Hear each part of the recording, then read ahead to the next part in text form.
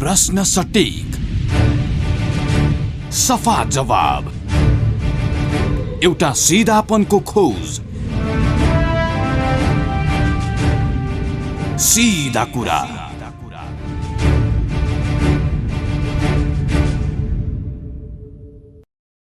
नमस्कार, कार्यक्रम सीधा कुरामा स्वागत छ। म कृष्ण तिमल Sinha. Capital FM 92.4 megahertz Kathmandu पूर्वी नेपालमा, रेडियो सारङ्गी 101.3 मेगाहर्ज मोरङ पश्चिम नेपालमा, रेडियो सारङ्गी 93.8 मेगाहर्ज पोखरा लगायत देशका विभिन्न एफएम स्टेसनबाट एकैसाथ प्रसारण भइरहेको सीधा कुरा तपाईँ www.cfmonier.com र www.radiosarangi.com बाट संसारभर एकैसाथ सुनिरहनु भएको छ।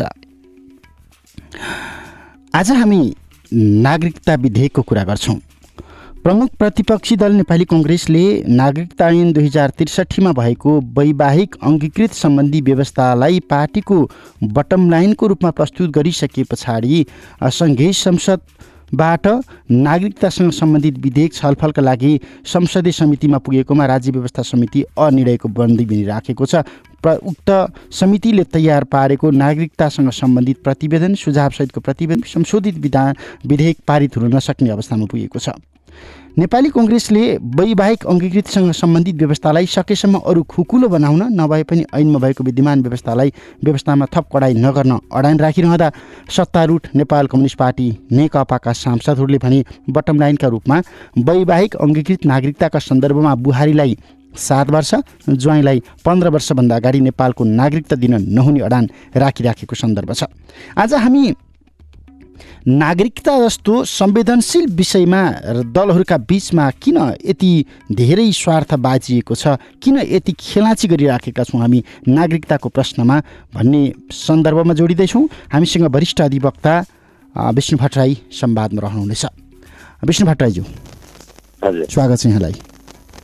धन्यवाद। नागरिकता ऐन 2063लाई संशोधन गर्न बनेको विधेयकमाथि 13-14 महिनादेखि लगातार हामी छलफल गरिराखेका छौँ, छमछल सुनिराखेका छौँ। यदा कदा आम सञ्चार माध्यमले पनि विषय उठान गर्छन्, प्राथमिकता दिन्छन्, तर पार लागेका छैन। दलहरूको स्वार्थ यति मजासँग छताछुल्ल भइराखेको छ अहिले, यसले हामी कता गइराखेका छौँ भनेर सङ्केत गर्छ, किनकि यो नागरिकता हो।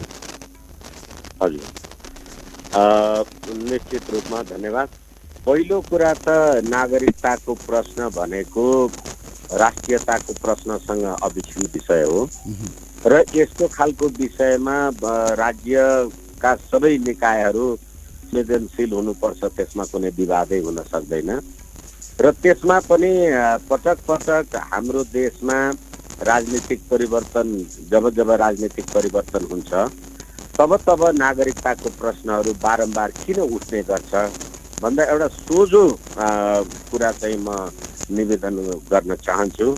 वास्तवमा के नेपालका राजनीतिक दल अथवा नेपाली जनताहरूले जुन राजनीतिक परिवर्तनको लागि आन्दोलन गरेका हुन्छन्, आन्दोलनमा नागरिकताको माग उठेको हुँदैन, तर जब आन्दोलन कुनै न कुनै रूपबाट सफल हुन्छ, एउटा केहीमा टुङ्गिन्छ, नागरिकताको विषयले विवाद पाउँछ भनेपछि वास्तवमा आन्दोलन गर्ने नेपाली जनताले आन्दोलन गरेका थिएनन् कि अथवा त्यो आन्दोलन गर्नुभन्दा अगाडि त्यस्ता आन्दोलनमा नागरिकताको प्रश्न किन उठ्ने गरेको थिएन। र फेरि जहिले पनि 2020 सालको नागरिकताको कुरा गरौँ, नेपाल नागरिकता ऐन 2020 को कुरा गरौँ अथवा त्यसदेखि पछाडि 2063 को कुरा गरौँ र अहिलेको कुरा गर्दाखेरि पनि राजनीतिक सहमतिका आधारमा नेपाल नागरिकता ऐन 2063 मन्सिर 10 गते आएको स्थिति छ। मैले यो कुरा यस कारणले निवेदन गरिराखेको छु, नागरिक हुने कुरा राजनीतिक सहमतिका आधारमा बनिने कुरा होइन। र अहिले पनि जब संविधान सभाको निर्वाचन पटक 62-63 को आन्दोलन पछाडि पटक संविधान सभाको निर्वाचन सारियो, त्यसको प्रमुख कारण नै मधेसमा तराईमा 40 लाख गैर नेपालीलाई नागरिकताको प्रमाणपत्र बाँडियो भन्ने कुरा आम सञ्चारमा आएका हुन् र त्यो अहिले पनि आइरहेका छ। र त्यो जनमत सङ्ग्रहको नामावलीमा नाम लेखेको कारणले होस् अथवा त्यतिखेर त्यो 3 जना स्थानीय गाउँले मान्छेहरूले सिफारिस गरेको आधारमा होस् त्यो नागरिकता पाउने कारणले गर्दा मलाई लाग्छ नेपालको राष्ट्रियता गर्दा गर्दै अहिले मधेस इज नट नेपाल भन्ने खालको सम्म अवस्था आयो र त्यस्ता मान्छेहरूसँग सरकारले राजनीतिक सहमति अथवा के शान्ति सहमति आदि इत्यादि कारबाही गर्ने गरेको छ र सरकारले नागरिकता बनाउने होइन। मैले धेरैचोटि भनेको छु, सरकारले नागरिकता बनाउने होइन, राज्यले नागरिकता बनाउने होइन, राज्यमा भएका नागरिकहरूलाई नागरिकताको प्रमाणपत्र दिने काम हो। र अहिले जुन चाहिँ तपाईँले कुरा सुरु गर्दाखेरि जे एउटा पृष्ठभूमिमा जे कुरा राख्नुभयो, नेपाली जनताले 2/3 बहुमत दिएर पठाएको सरकार छ र त्यो सरकारले नागरिकता बनाउन नागरिकताको बारेमा एउटा अडान लिन्छ र नेपाली काङ्ग्रेस र अरू दलहरूले एउटा खालको अडान लिन्छन् भने नेपाली जनताको भावना के हो? यदि 2/3 नेपाली जनताको भावनालाई प्रतिनिधित्व गर्ने भने अहिले सत्ता पक्षले जे कुरा गरिराखेको छ विधान त त्यही कुरा होला। तर तपाईँ 2/3 बहुमत पार्लियामेन्टमा भएर पनि एउटा नागरिकता विधेयक पास गर्नु सक्नुहुन्न र हिजो 63 सालमा तपाईँले नागरिकता बनाउँदा कट अफ इयर तपाईँले 2036 साल बनाउनु भयो। अहिले तपाईँले 2072 किन बनाउनु पर्यो? तपाईँले ज्वाइँलाई, भान्जालाई, भान्जीलाई विदेशमा एउटा कुनै नेपाली नारी विदेशीसँग बिहा गरेर रहेकी भनेदेखि त्यो विदेशी नारीले त्यो मुलुकमा पाउने नागरिकताको व्यवस्था के छ? हाम्रो देशबाट बिहा गरेर गएका मान्छेहरूको बारेमा हामीले ध्यान दिएका छौँ कि छैनौँ? उताबाट आउने मान्छेहरूको बारेमा मात्रै हामीले यति जे कुरा गरिराखेका छौँ र 2/3 सरकार एउटा आफ्नो लेजिस्लेटिभ विजडम प्रयोग गरेर नागरिकता बनाउन सक्दैन र पटक पटक कट अफ इयरको गतिविधि गर्छ भनेदेखि वास्तवमा सरकारले नागरिकता पञ्जनी गर्ने होइन र पटक पटक कट अफ इयर गरेर विदेशबाट आएका अथवा कहीँबाट ज्वाइँ, भान्जा, भान्जी भएका मान्छेहरूलाई नागरिकता दिने भन्ने आशय जे देखिराखिएको छ यो ठिक होइन। अब जस्तो अहिले नेपाली काङ्ग्रेस प्रदेशसभा 2 नम्बर प्रदेशसभामा पनि त्यही कुरा उठिराखेको छ, बिहे लगत्तै नागरिकता दिनुपर्छ। 63मा जे व्यवस्था छ त्यसलाई संशोधन गर्न पाइएन। 7 वर्षसम्म नेपाल आएका दुलैलाई नागरिकता नदिने भनेको भारत र मधेस बीचको नाता तोड्ने षड्यन्त्र हो भनेर प्रदेशसभाको बैठकमा पनि नेपाली काङ्ग्रेस लगायत मधेस केन्द्रित राजनीतिक पार्टीको आवाज त्यही आइराखेको छ। अब यहाँनिर सरकारले अहिले प्रस्ताव गरे जस्तै एउटा आइडेन्टिटी कार्डका भरमा यी सबै कुराहरू 7 वर्षसम्म हामी व्यवस्थापन गर्छौँ भन्ने जुन प्रस्ताव ल्याएको छ त्यो प्रस्ताव अनुसार सरकार चाहिँ अगाडि बढ्न सक्ने पोजिसनमा छ र होइन? त्यसैले मैले तपाईँलाई निवेदन गरेँ, नेपाली जनताको अभिमत के हो?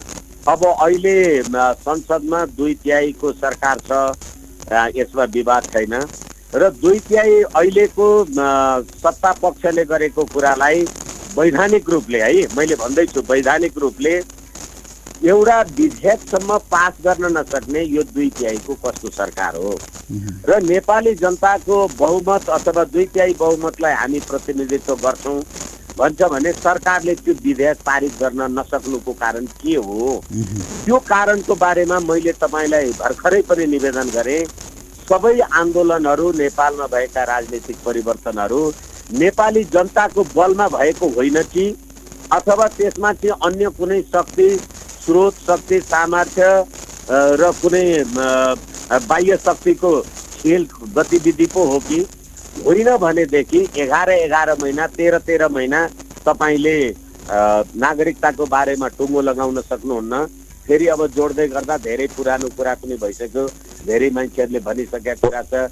गुठी विधेयकका कुरा भन्नुहोस्, यो अहिले नागरिकताकै प्रश्न यही कुरा भन्नुहोस्, मानवाधिकारका कुरा भन्नुहोस्, सञ्चार विधेयकका कुरा भन्नुहोस्, एकपछि अर्को कुरामा 2/3 सरकार किन लाचार जस्तो देखिराखिएको छ, खास गरेर नागरिकताको विषयमा?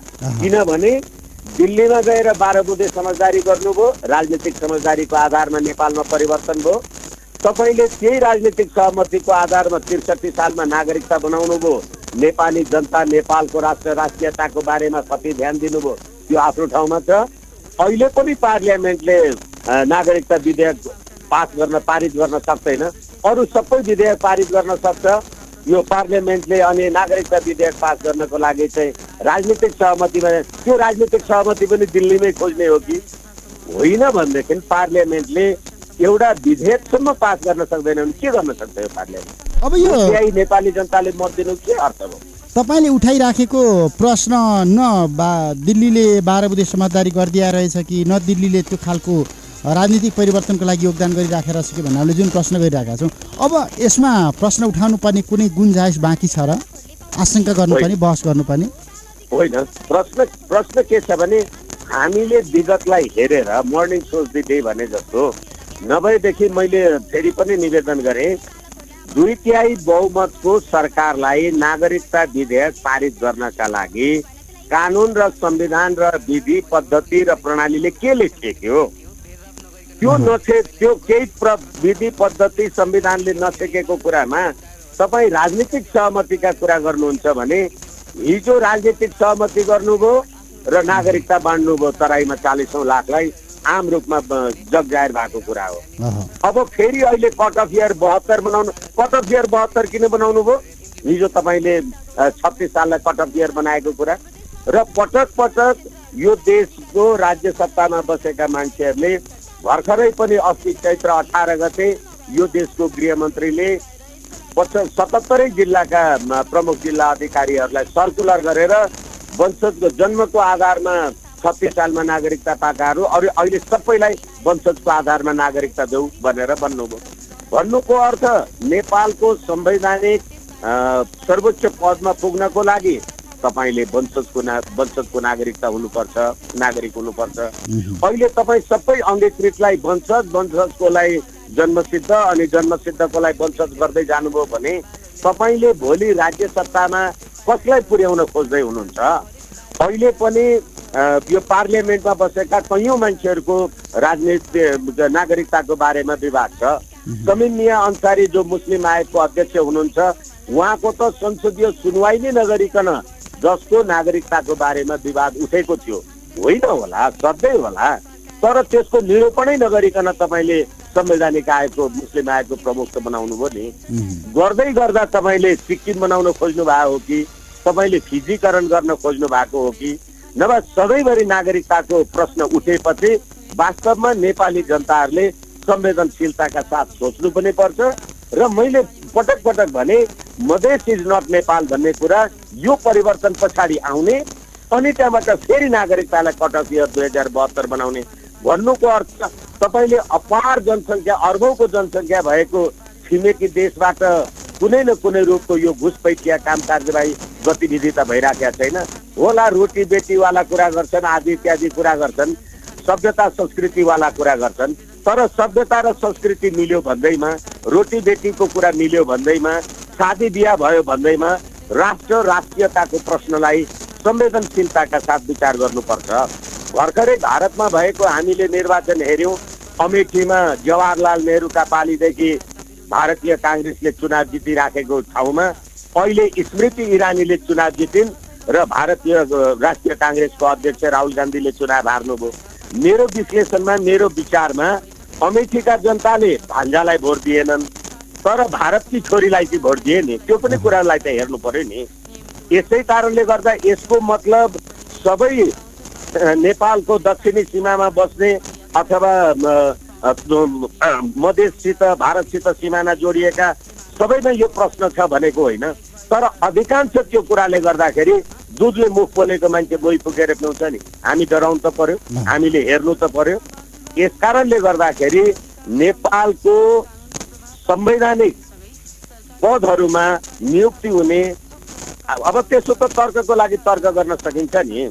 अङ्गीकृत नागरिकले पनि भोट हाल्न त पाउँछ। म भोट हालेर राष्ट्र प्रमुख चाहिँ चुन्न पाउने हुन्छु, प्रधानमन्त्री चाहिँ चुन्न पाउने हुन्छु, म आफै प्रधानमन्त्रीको उम्मेदवार चाहिँ किन हुन पाउँदिनँ भन्न पनि त सकिन्छ नि।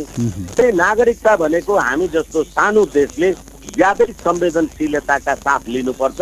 र यदि गर्दा गर्दै यदि भएन भनेदेखि चीनको एउटा छर इन्स्टिच्युटले गरेको विश्लेषण अनुसार सिक्किममा भारतले पहिले सम्पूर्ण सिक्किममा बसेका मान्छेहरूलाई नागरिकता दिन लगाए, भारतबाट इमिग्रेट भएर गएकालाई, अनि निर्वाचनमा सबै भारतीय मान्छेहरूले चुनाव जिते अथवा यस पक्षका मान्छेहरूले चुनाव जितेर सिक्किमको पार्लियामेन्टले नै भारतलाई सिक्किमलाई भारतमा विलय गरायो भनेपछि भोलि नागरिकताको प्रश्न त्यो अवस्थामा पनि उठ्न सक्छ, त्यस्तो पनि हुन सक्छ। त्यसबाट पनि ज्ञान लिनुपर्छ र फिजीकरणको कुराबाट पनि ज्ञान लिनुपर्छ। यसै कारणले गर्दा नेपाली जनताको 2/3 बहुमत प्राप्त गर्ने सरकारले जब एउटा नागरिकता विधेयक टुङ्ग्याउन सक्दैन र चाहिँ एउटा 7 वर्ष भन्ने, अर्को 15 वर्ष भन्ने, काङ्ग्रेसले यसो भन्यो भन्ने, मधेसवादी दलहरूले यसो भन्यो, नेपाली जनताको जे अभिमत छ संसार पारित गर्नुहोस् न विधेयक क्या जस्तो भयो।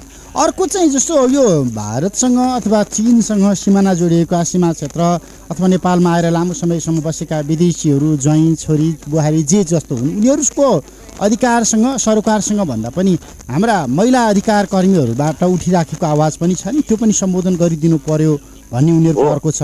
अब यो यसको सम्बोधन र व्यवस्थापन चाहिँ के? तपाईँले माथि अलिकति भन्नुभयो हाम्रो धर्म संस्कृति परम्पराको कुरा गर्नुभयो। यहाँ त धर्म संस्कृति परम्परा भन्दा अलिकति बाहिर जान खोजिराखेको हो कि जस्तो पनि त्यहाँ देखिन्छ त्यसमा राखेको व्यवस्था हेर्दा।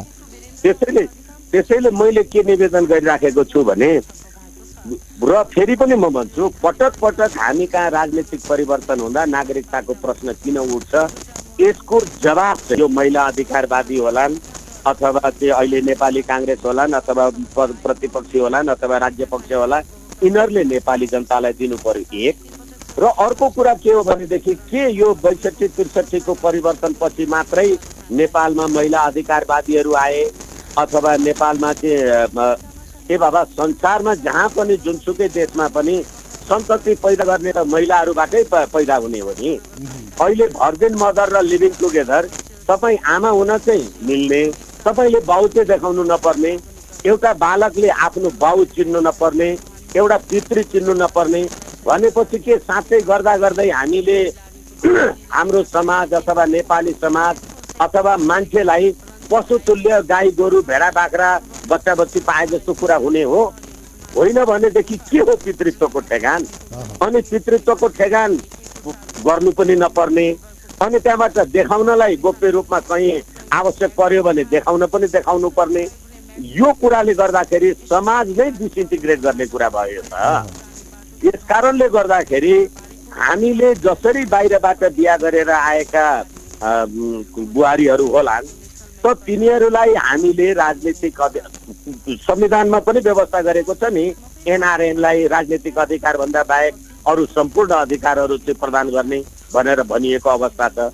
भनेदेखि यो उठ्दै नउठ्ने अवस्थालाई राजनीतिक परिवर्तनसँग जोडेर पटक पटक उठाउने जे कुरा गरिराखिएको छ, मेरो विचारमा मेरो दृष्टिकोणमा म ठिकै हुनुपर्छ जरुरी छैन, तर यो फिजीकरण गर्ने सिक्किमीकरण गर्ने डिजाइन अन्तर्गतको कुरा हो। जुन कुरा चाहिँ चीनको छर इन्स्टिच्युटको एउटा फाइन्डिङ्सले पनि त्यो कुरा चाहिँ सार्वजनिक भएको छ मात्रै मैले भने। अब यो नागरिकताबाट मात्रै राष्ट्रघात भइराखेको छ भनेर हामी नागरिकतामा यति धेरै कोकोहोलो मचाइराखेका हौँ कि, अथवा यो नागरिकताका सन्दर्भमा 7 सालको क्रान्तिपछि पनि भन्छौँ, 36 सालको जनमसङ्ग्रहपछि ताका त्यस पछाडि पनि भनिराखिएको छ, श्रृङ्खलाबद्ध रूपमा नेपालमा भएका परिवर्तनको पेरिफेरीमा आइराखेका राष्ट्रघातसँग जोडिएका सन्दर्भ मात्रै हुन् कि? अब यो सन्दर्भलाई हामीले कसरी कुन रूपमा गोलमोटल एउटै डालोमा राखेर व्याख्या विश्लेषण गर्ने हो कि अरू आयामहरू पनि योसँग जोडिएका छन्? होइन, निश्चित रूपमा हामीले के भनेदेखि दुनियाँमा भने जस्तै अथवा हरेक देशमा भए जस्तै एउटा कुनै कट अफ इयर हामीले किन निश्चित गर्न नसकेको? हामीले 36 सालको जन्म सङ्ग्रहको कुरामा अथवा 36 साललाई कट अफ इयर बनाएर यो नागरिकता वितरण गर्ने आदि इत्यादि गर्ने, तराईमा बसेका हाम्रा युग युगदेखिका पुर्खा पूर्वजहरूले नागरिकता पाएनन् भन्ने जे कुरा थियो त्यो कुरालाई हामीले व्यवस्थित गरेर गएको भए के हुन्थ्यो? र अहिले पनि मैले तपाईँलाई निवेदन गरेँ, यो मैले मेरो इच्छाले, मेरो आग्रहले, मेरो दुराग्रह पूर्वाग्रहले होइन, राजनीतिक सहमतिका आधारमा तपाईँले नागरिकता दिन पाउनुहुन्न। किनभने नागरिकता भनेको तपाईँको कुनै पोलिटिकल अन्डरस्ट्यान्डिङको विषय होइन, यो नेसनालिटीको विषय हो। अनि त्यसैले अब राजनीतिक दलहरू त हालाकि कुरा दोहोरिए जस्तो हो, राजनीतिक दलहरू त दिल्ली गएर पनि त 12 बुँदे समझदारी गरेर नेपालमा एउटा काम कारबाही गर्दा रहेछन् नि त। 12 बुँदे समझदारी एउटा कुरा गर्दा रहेछन्, अनि आन्दोलन सफल भइसकेपछि अर्को खालको गतिविधि गर्दा रहेछन् भन्ने कुरा पनि त हामीले देखिराखेका छौँ। अब अहिले यो भर्जिन मदर र लिभिङ टुगेदरवाला कुराको प्रश्न नेपाल र नेपालीको आवश्यकता हो, हाम्रो वाञ्छनीयता हो। हाम्रो आचार्य देवो भव, मातृदेवो भव, पितृदेवो भव भन्ने यो सभ्यता संस्कृतिलाई पनि हामी समाप्त गर्दैछौँ। नागरिकता पनि हामी यसरी विवाद गरेर राष्ट्रियताको खम्बा, नागरिकताको प्रश्नलाई पनि विवादमा ल्याउँदैछौँ। हामीले राष्ट्रको लागि अखण्ड, स्वाधीन र निरन्तरता राख्न सक्छौँ भन्ने प्रश्नको लागि मैले कुरा गरिराखेको हुँ। त्यस कारणले गर्दाखेरि जुन 36 सालको कट अफ इयर थियो र पटक पटक यो देशको सुप्रिम कोर्टले यसरी नागरिकता वितरण गर्नु हुँदैन, यो संवेदनशील विषय हो भनेर सर्वोच्च अदालतले रोकिराखेको कुरामा आज सर्वोच्च अदालतमाथि नै पनि प्रश्न उठाउने अनि प्रजातन्त्रका कुरा पनि गर्ने अनि राष्ट्रियताका कुरा पनि गर्ने अनि नागरिकता चाहिँ तमाम रूपले चाहिँ बेपरवाह पसलमा गलगलिया फार्मेसीतिर नागरिकता बाँडियो भनेर 36 सालमा हामीले कुरा सुनेकै हो नि। त्यो अवस्था किन आयो त देशमा? यसैले मैले सुरुमै भने आन्दोलन गर्दा, राजनीतिक आन्दोलन गर्दाखेरि के नेपाली जनताले उनीहरूको विवेकमा आन्दोलन गरेको होइन रहेछ, कुनै प्रायोजित कुरा त हो कि भन्ने कुरा त देखियो नि अहिले। होइन भने अहिले नागरिकताको विवाद उठाउनु पर्ने र नागरिकता भनेको एउटा निरन्तरको प्रक्रिया हो। हिजोदेखि बाबु बाजे बराजे टिप्जु बाजे बसिराखेका थिए होला, हिजोदेखि जे चलिराखेको थियो त्यसलाई निरन्तर नागरिकताको रूपमा लिए के हुन्छ? भनेपछि अहिले आइराखेको यो विधेयक स्थगन खारेज गर्नु पर्यो, पुराना कुरा छानबिन गर्नु पर्यो भन्ने हो कि के हो तपाईँहरूको माग चाहिँ? हो, त्यसै कारणले गर्दा त्यतिखेर 37 सालमै तत्कालीन गणपति आयोगले नागरिकता छानबिन गर्नको लागि त्यतिखेरको सरकारले, मलाई लाग्छ त्यतिखेर पनि नेकपाकै सरकार थियो, एमालेकै सरकार थियो, त्यो रिपोर्ट, त्यसले दिएका प्रतिवेदनहरू, त्यसको गतिविधिहरू, त्यसलाई एउटा व्यवस्था गर्नु पर्यो नि। अहिले भर्खरै यो गिरीशचन्द्र लाल आयोग सरकारले बनायो। यो संविधान जारी भएपछि मधेस आन्दोलनमा धेरै मान्छेहरू मरे, त्यसको सत्यताको बारेमा छानबिन गर्नलाई त्यो गिरीशचन्द्र लाल आयोगको रिपोर्टले के लेखिएको छ भने, हालाकि सरकारले सार्वजनिक नगरे पनि कसले सार्वजनिक गर्यो, सार्वजनिक भयो। त्यसमा के लेखिएको छ भने नागरिकताको विषयलाई सम्बोधन गरिएन भने, मधेसमा मरेका मान्छेहरूलाई सम्बोधन गरेन भने देश टुक्रिन्छ भन्ने चाहिँ त्यहाँ मेन्सन गरिएको छ अथवा उल्लेख गरिएको छ। पटक पटक देश टुक्र्याउने कुराको त्रासले तपाईँ नागरिकता बाँड्दै जानुभयो भने एक दिन देश टुक्र्याउनै नपरिकन उतै संलग्न, अन्तै कतै संलग्न हुन जाने त होइन भने पटक पटक देश टुक्रिने कुरा, पटक पटक चाहिँ मधेस इज नट नेपाल भन्ने कुरा किन आइराखेको छ? यो नेपाल र नेपालीको हितमा आएको छ। यो भर्जिन मदर र लिभिङ टुगेदरले राष्ट्रियता म्यानेज गर्न सकिन्छ। यो गतिविधि किन आउनु पर्यो? नेपाली जनताको आवश्यकता, वाञ्छनीयता हो यो। यस कारणले गर्दा मैले सुरुमै तपाईँलाई निवेदन गरेँ कि पटक पटक नेपाली जनताले राजनीतिक परिवर्तन, आफ्नो स्वतन्त्रताका कुरा गर्छन्, तर देशै विलय हुने हो कि देशै चाहिँ तलमाथि हुने हो कि भन्ने राष्ट्रियतासँग गाँसिएको अविच्छिन्न प्रश्न, नागरिकताको प्रश्न किन उठिराखेका छ? यत्रा भ्रष्टाचार, व्याभिचार, अनेक र थोक 17,000 मान्छे मरेका छन् अनि सत्य निरूपण आयोग बनेको चाहिँ यो शान्ति सम्झौता भएको 13 वर्ष भयो, गणतन्त्र आएको 13 वर्ष भयो, संविधान आएको 4 वर्ष भयो। एउटा पीडितले न्याय इंसाफ नपाउने नागरिक चाहिँ खोज्याएको छ, नागरिक चाहिँ खोज्याएको छ, यो के खोज्याएको छ? यो कारणले गर्दाखेरि मेरो निवेदन यति मात्रै हो, नेपाली जनताको राष्ट्र, राष्ट्रियता, राष्ट्रिय एकता, अखण्डतालाई कुनै पनि मूल्यमा आँच आउन सक्ने र पटक पटक कटअफ, अहिले 2072 किन कटअफ बनाउनु भयो यो नागरिकता विधेयकमा? तपाईँसँग त्यही क्षमता थियो भने 2/3 नेपाली जनताले तपाईँलाई मत दिएको छ, तपाईँ नागरिकता विधेयक पारित गरेर देखाउनुहोस् न। किन त्यो शीर्ष तहमा टुङ्ग्याउनु पर्यो? संविधान बनाउँदा पनि संविधान सभाले गर्न नसकेर शीर्ष राजनीतिक दलहरूको जिम्मा लगाएर फास्ट ट्र्याकबाट बनाएको होइन। आज फास्ट ट्र्याकबाट बनाएको संविधानको के हाल भएको छ?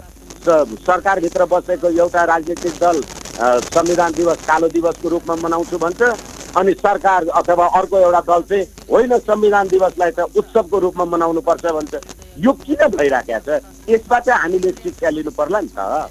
अब यो यस्तो ठुलो राष्ट्रवादी कुरा गरेर अथवा राष्ट्रवादी एजेन्डा उठाएर, राष्ट्रियताको सन्दर्भ उठाएर सत्तामा पुगेको शक्ति, त्यत्रो राष्ट्रवादी एजेन्डा उठाएर विद्रोह गरेको शक्ति सरकारमा रहँदा हामी यति धेरै आशंका किन गरिराखेका छौँ? हो, त्यसै कारण पहिले किन गर्नु पर्यो भने तपाईँको प्रश्नमा नै उत्तर निहित छ भन्ने मलाई लाग्छ कि नेपाली जनताको 2/3 बहुमत तपाईँ पाएर राज्य सत्ता चलाउनु भएको छ भने नेपाली जनताको अभिमत बमोजिम तपाईँ एउटा विधेयक बनाउन सक्नुहुन्न, पारित गर्न सक्नुहुन्न भनेपछि नेपाली जनताद्वारा पाएको 2/3 को अभिमत तपाईँको त्यो नक्कली कुरा त होइन नि त, सधैँ कुरा होला। सधैँ कुरा हो भने 2/3 जनतालाई प्रतिनिधित्व गर्नुहुन्छ भने 2/3 जनताको भावना तपाईँलाई 3 जना मान्छे बसेर नागरिकता टुङ्ग्याउ, 7 राजनीतिक दल र माओवादी बसेर दिल्लीमा गएर राजनीतिक परिवर्तन गर, अनि राजनीतिक सहमतिका आधारमा मधेसमा बेपत्ता 40औं लाख 50औं लाख मान्छेलाई नागरिकता बाँड, अनि श्री 5 को सरकार भन्ने छाप लागेका कागजहरू अहिले पनि रक्सोल पारीबाट लिएर आउ र नेपालको नागरिकता किन भयो यो? मधेस इज नट नेपाल भन्ने कुरा किन आयो? यो थुक दिवस र टोकी दिवस भन्ने प्रश्न किन आयो? भर्जिन मदर र लिभिङ टुगेदर भन्ने कुरा किन आयो? यो सम्पूर्ण कुराले गर्दाखेरि बिस्तारै मुलुक विखण्डनको दिशातर्फ उन्मुख भएको त होइन भन्ने कुरा राज्यले सोचोस्, सरकारले सोचोस् भनेर मैले निवेदन मात्रै गरे हुँ। राजनीतिक पार्टी जिम्मेवार नेतृत्वप्रति विश्वास गर्न सक्ने कुनै ठाउँ बाँकी छ? हो, त्यसैले राजनीतिक नेतृत्वमाथि विश्वास गर्ने जिम्मेवार गर्ने ठाउँ भएको भए त 2/3 को बहुमत छ तपाईँको, एउटा विधेयक पास किन गर्न सक्नुहुन्न? यो के अरे 2/3 पार्टीको रुलिङ पार्टीको अध्यक्षजी म एकजना पाएँ भने म हिरो हुन्छु भनेर आफैलाई युद्ध अपराधीको मानसिकतामा किन यो बकपत्र गर्दै हिँड्नुहुन्छ? नेपाली जनताको विश्वासमा नेपाली जनताले तपाईँहरूलाई मत दिएका छन्, हेकसेकको कुरा किन गर्नु पर्यो? तपाईँ नागरिकताको कुरालाई व्यवस्थापन गर्नुहोस्, द्वन्द्व पीडितहरूलाई व्यवस्था गर्नुहोस्, यो भ्रष्टाचारको कुरालाई नियन्त्रण गर्नुहोस्। कहाँ यो वाइट बढी लगायतका भ्रष्टाचारका 4G वाला अर्बौं भ्रष्टाचारमा तपाईँहरू संलग्न हुनुहुन्छ, अनि नागरिकताको कुरा ल्याएर जनताको मन र राष्ट्रियता राष्ट्रिय एकताको प्रश्नलाई ल्याएर तपाईँ नेपाली जनताको बिचमा विभाजन गर्ने काम गर्नुहुन्छ। भनेपछि विधेयक खारेज हुनु पर्यो, देश जोगाउने हो। राजनीतिक सहमतिका आधारमा होइन कि हाम्रो निरन्तर 36 साल कट अफ इयर जे छ, गणपति आयोगले दिएको रिपोर्ट जे छ, सर्वोच्च अदालतले पटक पटक गरेका रुलिङ जे छन्, ती सम्पूर्ण कुरालाई मध्यनजर राखेर 2/3 को सरकारले एउटा नागरिकता विधेयक पारित गर्नलाई के छ र? तर तपाईँले पटक पटक कट अफ इयर बनाएर जुन निर्बाध रूपबाट ओपन बोर्डर भन्नुहोस् न, यत्रो अर्बौंको जनसङ्ख्या भएको भारतसँगको ओपन बोर्डर र चोरी छिरी गरेर उत्तर देशतिरबाट छिर्ने गतिविधि र नेपालमा पसेर अनि नेपालबाट युरोप अमेरिका तेस्रो देश जाने यो जे गतिविधि छ त्यसलाई चेकअप गर्नुहोस् न। त्यति गर्यो भने त नेपालको राष्ट्रियतामा त मधेस इज नट नेपाल भन्ने कुरा आउँदैन नि। हुन्छ, समय र संवादका लागि धन्यवाद। हस्, धन्यवाद। मलाई मेरो कुरा राख्न दिनुभयो, बहुत बहुत धन्यवाद। विष्णु भट्टराई, वरिष्ठ अधिवक्ता। नागरिकता ऐन 2063लाई संशोधन गर्न बनेको विधेयक 2075 माथि 13 महिनादेखि सङ्घीय संसदमा छलफल चलिराखेको छ।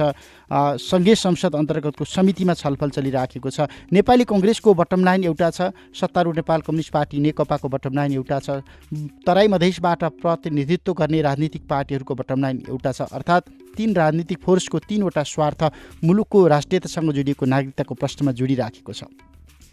अहिले सरकारले कुनै पनि मुलुकबाट नेपालमा विवाह गरेर आएका बुहारीलाई अथवा विवाह गरेर आएका महिलालाई वैवाहिक अङ्गीकृत नागरिकता, एउटा हातमा सिन्दुर अर्को हातमा नागरिकताको प्रवृत्तिबाट अहिले हामी गुज्रिराख्यौँ। यसले धेरै विकृति विसङ्गतिहरू आए। नेपालको नागरिकता अर्थात् राष्ट्रियता निकै सस्तो भयो। त्यसकारण यसमा केही कडाइ गरौँ, केही निगरानी गरौँ। अब कम्तीमा विवाह गरेर आएको 7 वर्षसम्म एउटा महिलाले अथवा बुहारीले एउटा परिचय पत्रका आधारमा प्रशासनिक काम कारबाहीहरू गर्न सक्ने गरी एउटा परिचय पत्रको व्यवस्था गरौँ। 7 वर्ष पछाडि नेपालको वैवाहिक अङ्गीकृत नागरिकता दिन सकिन्छ, दिउँ।